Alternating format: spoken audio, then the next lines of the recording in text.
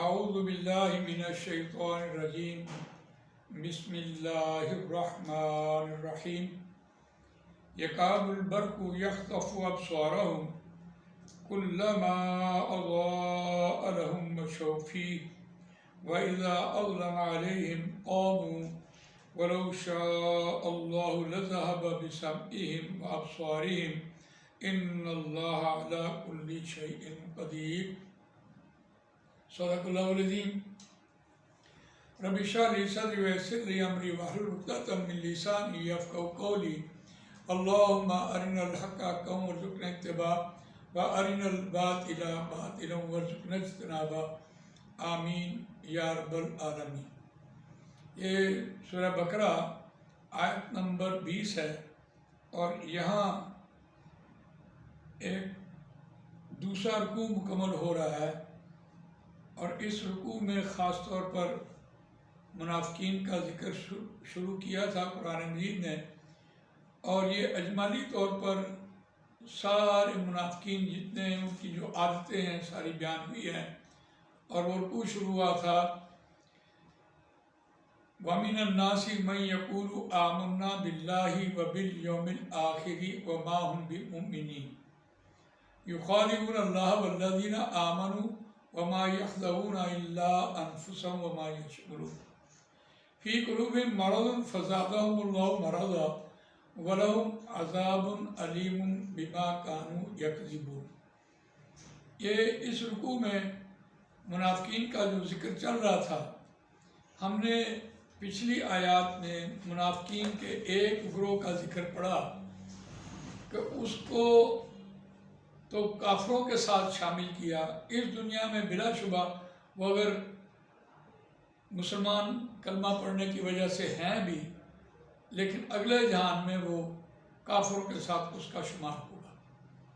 لیکن ایسے منافق جنہوں نے کلمہ تو پڑھا لیکن کبھی وہ عمل کرتے ہیں اور کبھی وہ عمل نہیں کرتے، تو ایسے منافقین کے لیے قرآن مجید نے آیت نمبر 20 میں ایک تمثیل بیان کی ہے، وہ آج ہمارے زیر مطالعہ ہے۔ لیکن یاد رکھیے کہ جہاں اہل ایمان کی بات ہوتی ہے، مسلمانوں کی بات ہوتی ہے، تو ایمان گھٹتا بھی ہے، بڑھتا بھی ہے۔ اس کی تو بڑی مثال صحابہ رضوان اللہ تعالیٰ اجمعین حضرت حنظلہ سے ہے کہ گزر رہے تھے اور منہ سے نکل رہا تھا کہ حنظلہ منافق ہو گیا، حنظلہ منافق ہو گیا۔ تو سامنے سے حضرت ابوبکر صدیق رضی اللہ تشریف لائے، اور انہوں نے کہا حنظلہ منہ سے کیا نکل رہا ہے؟ تو کہنے لگے کہ حنظلہ منافق ہو گیا۔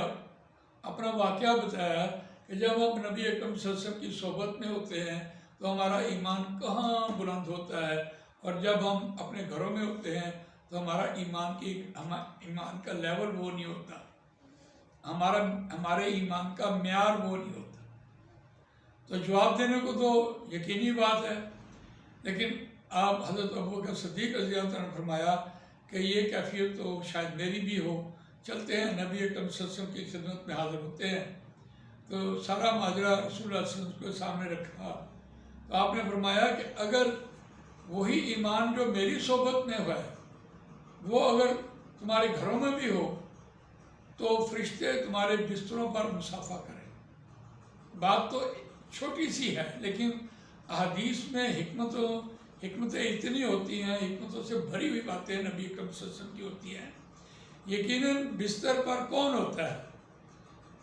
بستر پر انسان آدمی اکیلا ہوتا ہے، رات کی تاریکی میں ہوتا ہے، اور اس کی بیوی اس کے پاس ہوتی ہے، اور اگر وہ اپنی بیوی سے مباشرت کرتے ہوئے اس وقت اللہ کے احکامات کو نہ توڑے اور سنت نبی صلی اللہ علیہ وسلم طریقے پر وہ چلتا رہے، تو یقیناً اس کا ایمان کہاں ہوگا، اور پھر فرشتے اس کے پاس اس کے بستروں پہ مصافحہ کریں گے۔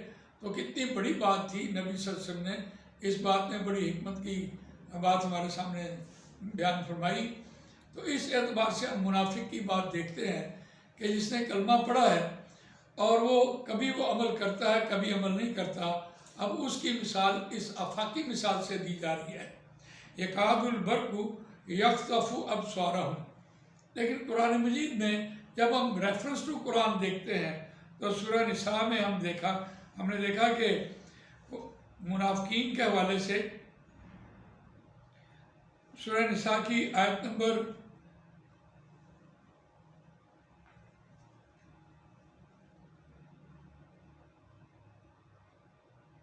143 ہے، 144 ہے، 145 ہے، 146 ہے، یہ قرآن مجید کا حوالہ ہے۔ یہاں سے ہم دیکھیں تو کیا رہنمائی دی جا رہی ہے۔ ان المنافقین، رکوع شروع ہو رہا ہے اور وہ آخری رکوع ہے، 5ویں پارے کا 18واں رکوع ہے۔ ان المنافقین یخادعون اللہ وہو خادعهم، بے شک منافقین اللہ کو دھوکہ دیتے ہیں اور اللہ ان کو دھوکہ دیتا ہے۔ وَإِذَا قَامُوا إِلَى الصَّلَاةِ قَامُوا كُسَالَىٰ، اب نشانی بیان ہو رہی ہے کہ جب وہ کھڑے ہوتے ہیں نماز میں تو بڑی سستی سے کھڑے ہوتے ہیں۔ یُرَاؤُونَ النَّاسَ، اور وہ لوگوں کو دکھاتے ہیں۔ وَيَذْكُرُونَ اللَّهَ إِلَّا قَلِيلًا، اور وہ بہت کم ذکر کرتے ہیں مگر اللہ کا ذکر تھوڑا کرتے ہیں۔ مذبذبین بین ذالک لا الہ ہؤلاء ولا الہ ہؤلاء، یہ مذبذب ہے، تذبذب کی حالت میں ہے، نہ یہ پورے ادھر ہیں اہل ایمان کے ساتھ اور نہ وہ ادھر ہیں۔ اس کی بھی ایک بڑی وجہ تھی کہ یہ دیکھتے ہیں کہ اہل ایمان ایک دعوت لے کر اٹھے ہیں، اگر یہ کامیاب ہو جائیں تو ہم ان کا ساتھ دیں گے، اور اگر یہ ناکام ہو تو ہم تو پہلے سے ہی پیچھے بیٹھے ہوئے ہیں۔ اس اعتبار سے قرآن نے یہاں نقل کیا وَمَن يُضْلِلِ اللَّهُ فَلَن تَجِدَ لَهُ سَبِيلًا، اور جسے اللہ گمراہ کر دے بس ہرگز وہ نہیں پائے گا کوئی راہ۔ یہاں سے اہل ایمان کو بات کہی جا رہی، کیا یا ایھا الذین آمنوا لا تتخذوا بطانة من دونکم لا یألونکم خبالا، ایک جگہ پر یہ کہا، یہاں کیا کہا، یا ایھا الذین آمنوا لا تتخذوا الکافرین اولیاء من دون المؤمنین ومن یفعل ذلک فلیس من اللہ فی شیء الا ان تتقوا منہم تقا۔ یہ میں نے سورہ آل عمران کا حوالہ دیا، اور سورہ نساء میں کیا آیا، یا ایھا الذین آمنوا، اے وہ لوگوں جو ایمان لائے ہو، لا تتخذوا الکافرین اولیاء من دون المؤمنین، مومنوں کے علاوہ تم کافروں کو اپنا دوست نہ بناؤ۔ یہاں کافر سے مراد ایمان والوں کو کہہ کے کافروں سے مراد وہ لوگ ہیں جو عمل نہیں کرتے، ان کی طرف اشارہ کیا جا رہا تھا، یا نان مسلم کی طرف اشارہ کیا جا رہا تھا۔ اتریدون، کیا تم چاہتے ہو، ان تجعلوا للہ علیکم سلطانا مبینا، کیا تم چاہتے ہو کہ واسطے اللہ کے تمہارے اوپر کوئی کھلم کھلی دلیل ہو، کوئی سند مل جائے، غلبہ آ جائے، یا کوئی تم چاہتے ہو کہ اللہ تعالیٰ تم پر کوئی سند اتار دے۔ ان المنافقین فی الدرک الاسفل من النار ولن تجد لهم نصیرا، ہاں الا الذین تابوا واصلحوا واعتصموا باللہ واخلصوا دینہم للہ فاولئک مع المؤمنین وسوف یؤتی اللہ المؤمنین اجرا عظیما ما یفعل اللہ بعذابکم ان شکرتم وآمنتم وکان اللہ شاکرا علیما۔ اب یہ اس منافقین کے حوالے سے یہ بات صاف صاف کہی گئی کہ منافقین جو ہیں وہ تو نچلے درجے میں ہوں گے، نچلے گڑھے میں ہوں گے۔ ان المنافقین فی الدرک الاسفل من النار ہوگا، وہ تو نچلے گڑھے میں ہوں گے۔ اور بہرحال جو بات یہاں کہی جا رہی تھی کہ اے اہل ایمان، تم ان سے رابطہ نہ کرو، ان سے دوستیاں نہ کرو، ان کو چھوڑ دو، اللہ کے علاوہ کسی اور سے دوستی نہیں کرنی تم نے۔ تو اس آیت میں جو ہم یکاد البرق یخطف ابصارهم ہم پڑھ رہے ہیں، تو یہ ایک آفاقی مثال سے اس بات کی طرف توجہ دلائی جا رہی ہے کہ قریب ہے کہ بجلی جو آسمان سے موسلادھار بارش اور جس میں اندھیرا تھا اور بجلی تھی اور کڑک تھی، اور اس سے قریب ہے کہ وہ بجلی جو ہے ان کی آنکھوں کو لے جائے، ان کی بصارت کو اچک لے جائے۔ کلما اضاء لهم مشوا فیہ، کلما، اب ایک بڑی شاندار مسافر کی مثال دی جا رہی تھی کہ وہ جب بارش ہو رہی ہوتی ہے تو ایک کارنر پہ ہو کر کھڑا ہو جاتا ہے۔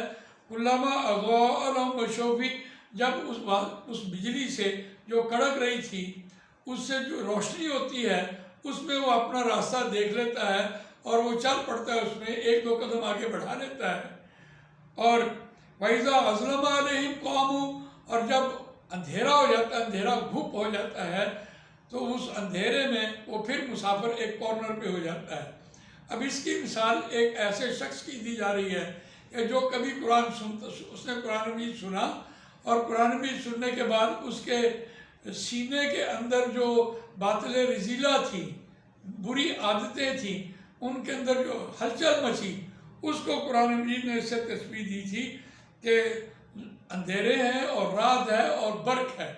اندھیرا ہے اندر اور بجلی اندر گئی اور اس سے وہ گرج ہوئی، یعنی ایمان بھی بڑھا اور عادتیں اس کی بری بھی ختم ہونی شروع ہو گئی، تو اس کے سینے کے اندر ایک ایسی اتھل پتھل شروع ہو گئی۔ تو جب اگر بجلی غالب آ گئی، یعنی نور غالب آ گیا، قرآن غالب آ گیا، رسول اللہ صلی اللہ علیہ وسلم کی دعوت غالب آ گئی، تو وہ کچھ نہ کچھ اس نے سفر کرنا شروع کیا، یعنی نماز پڑھنی شروع کر دی، روزہ رکھنا شروع کر دیا، حج کرنا شروع کیا، عبادات کی طرف مائل ہو گیا۔ جب اس نے قرآن سنا اور اس کے سینے میں بات گئی تو اس کا ایمان بڑھا، تو اس نے عمل کرنا شروع کیا۔ اس کی آفاقی مثال سے، اس کی انفسی مثال سے کیا خوبصورت بات کہی جا رہی تھی، وَلَوْ شَاءَ اللَّهُ لَذَهَبَ بِسَمْعِهِمْ وَأَبْصَارِهِمْ۔ اب یہاں اللہ نے اس کو رعایت دی ہے کہ اگر اللہ چاہتا تو لے جاتا اس کی سماعت اور ان کی بصارت کو بھی لے جاتا۔ اللہ اس پر قادر تھا، جیسے وہ پہلے گروہ کے ساتھ اللہ تعالیٰ نے ایسے کیا کہ ان کو اندھیروں میں چھوڑ دیا۔ یجعلون اصابعهم فی آذانہم من الصواعق حذر الموت سے دیکھیے، ذهب اللہ بنورہم وترکہم فی ظلمات لا یبصرون صم بکم عمی فہم لا یرجعون۔ اللہ چاہتا تو ان سے بھی ایسا سلوک کرتا، لیکن اللہ نے ان کے لیے اس جو عمل ہوتا ہے، جو ایمان بڑھتا ہے، جو قرآن سنتے ہیں، اور اس میں ہم اس کی عام طور پر بھی مثال دیا کرتے ہیں، سردیوں کے موسم میں آدمی ویسے بھی چونکہ وضو کرنا پڑتا ہے تو نماز کسی وقت اس سے چھوٹ جاتی ہے، لیکن گرمیوں کے موسم میں تو عام طور پر منہ ہاتھ دھونا ہی ہوتا ہے، تو نمازیں پڑھتا رہتا ہے۔ تو اللہ تعالیٰ نے ایسے شخص کے لیے کچھ نہ کچھ رعایت دی ہے، وَلَوْ شَاءَ اللَّهُ لَذَهَبَ بِسَمْعِهِمْ وَأَبْصَارِهِمْ۔ اگر اللہ چاہتا تو ان کی سماعت بھی لے جاتا اور ان کی بصارت بھی لے جاتا۔ إِنَّ اللَّهَ عَلَىٰ كُلِّ شَيْءٍ قَدِيرٌ، بے شک اللہ اس پر قادر ہے کہ وہ قدرت رکھنے والا ہے۔ اگر عربی کے اس قاعدے کے اوپر ہم غور کریں ایک منٹ کے لیے تو دیکھیے، ان اللہ، انا، انا، کانا، لیتا، اللہ، لا کے نا اسم کے ناسبہ ہیں اور اسم کو حالت فاعلی سے مفعولی حالت میں لے جاتے ہیں۔ یہاں انا نے اللہ کو زبر دیا، حالت مفعولی میں لے گیا، یعنی مفعول جب اسم مفعول بنتا ہے، اگر اللہ ہی بطور مفعولی حالت میں ہو تو بلا شبہ کام تو اللہ نہیں کرنا ہوتا ہے، لیکن یہاں اللہ کی ذات جو ہے کام کرنے کے اعتبار سے، مفعول ہونے کے اعتبار سے مشروط ہے۔ اگر انسان خود عمل کرے تو اللہ کرے گا، اگر انسان عمل نہ کرے تو اللہ وہ رعایت اسے چھین لے گا۔ یہ بات ہمیں فعل کے اعتبار سے فَاذْكُرُونِی أَذْكُرْکُم میں بڑی اچھی طرح سمجھ آتی ہے، تم مجھے یاد کرو تو میں تمہیں یاد کروں گا۔ لیکن اسم کے اعتبار سے جب ہم دیکھتے ہیں ان اللہ علی کل شیء قدیر، تو اس میں وہی بات مضمر ہے، اسم اور فعل کی جو بحث ہے صرف و نحو کی، وہ ایک قسم کی پیرلل ہے۔ تو یہاں انا سے تاکید پیدا کر کے اللہ اگر چاہتا اللہ لے جاتا، اور اللہ تو ہر چیز پر قادر ہے، ان کو بھی ان کے پہلے گروہ کے ساتھ جوڑ دیتا۔ اللہ تعالیٰ کی طرف سے یہ رعایت دی گئی ہے ایسے شخص کے لیے جو کبھی عمل کرتا ہے کبھی نہیں عمل کرتا، میں بھی کہ وہ پورا عمل کرنا شروع کر دے۔ اللہ تعالیٰ مجھے آپ کو قرآن مجید پڑھنے، سمجھنے، اس پر عمل کرنے، اس کو دوسروں تک پہنچانے کی توفیق فرمائے۔ سبحانک اللہم و بحمدک، نشہد ان لا الہ الا انت، نستغفرک و نتوب الیک۔